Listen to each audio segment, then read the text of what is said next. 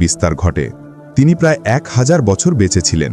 কুরআনে নূহ আলাইহিসসালামকে বহু জায়গা উল্লেখ করা হয়েছে এবং তাকে বলা হয়েছে আল্লাহর প্রতি অত্যন্ত কৃতজ্ঞ বান্দা। নবী হুদ আলাইহিসসালাম। নূহ আলাইহিসসালামের পর বহু প্রজন্ম কেটে যায়। মানুষ আবারও শিরক ও মূর্তি পূজায় লিপ্ত হতে শুরু করে।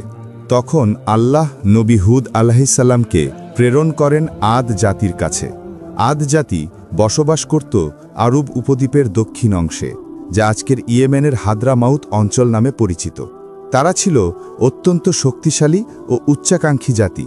বিশাল স্থাপনা নির্মাণ করত, মরুভূমিতে মহল বানাত এবং নিজেদের শক্তি নিয়ে গর্ব করত।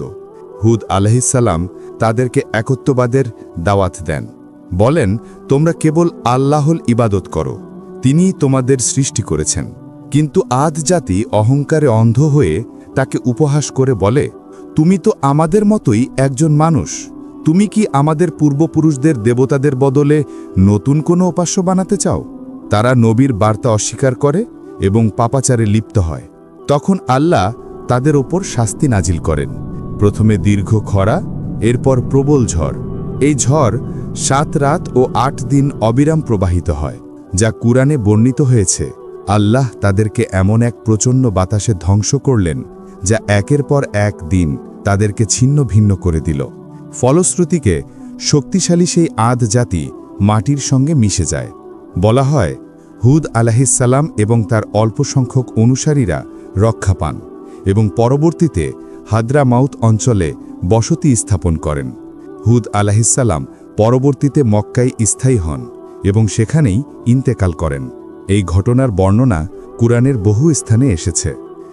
নবী সালেহ আলাইহিসসালাম। সালেহ আলাইহিসসালাম ছিলেন সেই নবী যিনি প্রেরিত হয়েছিলেন তামুদ জাতির কাছে।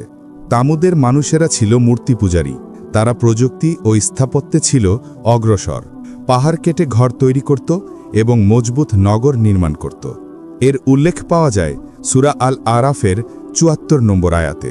তারা এমন এক অঞ্চলে বাস করত যা আজকের সৌদি আরবের মাদাইন সালেহ নামে পরিচিত।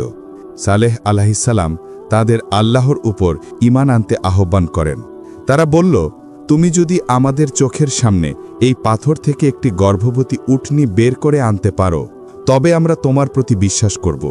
সালেহ আলাইহিসসালাম আল্লাহর কাছে দোয়া করলেন এবং অলৌকিকভাবে সেই পাথর ফেটে বেরিয়ে এলো একটি বিশাল উটনি। এটি ছিল আল্লাহর পক্ষ থেকে একটি স্পষ্ট নিদর্শন।